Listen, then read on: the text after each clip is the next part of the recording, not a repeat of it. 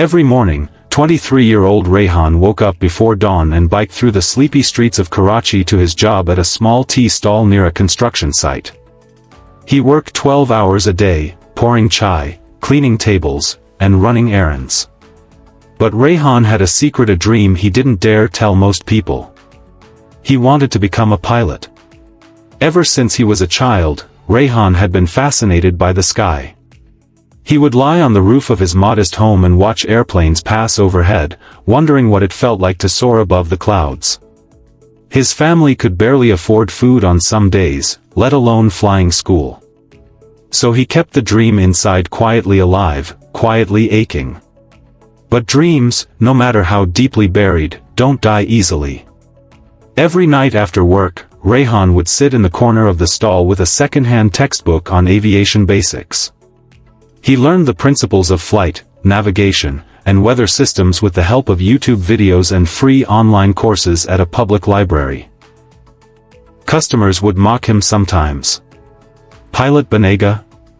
Peli chai to sahi esi bana," they laughed. Still, he smiled, wiped the tables, and studied harder. One day, a retired Air Force officer, Colonel Faraz, stopped at the stall. He noticed Rehan reading an old aviation manual while stirring tea. Curious, he asked questions. Rehan answered every one, his eyes lighting up.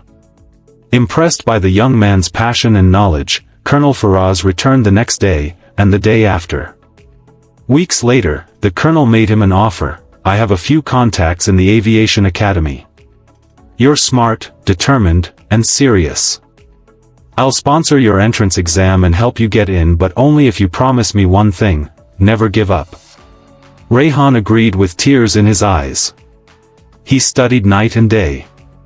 He passed. The training was grueling. Rehan failed a module once, almost gave up, but remembered the tea stall, the laughter of the doubters, and the belief of one man who saw something in him. So he pushed through. Years later, Rehan walked into the cockpit of a commercial aircraft as first officer. The same boy who once served tea to men in uniform was now flying across continents, wearing wings on his chest. His story became an inspiration across the country.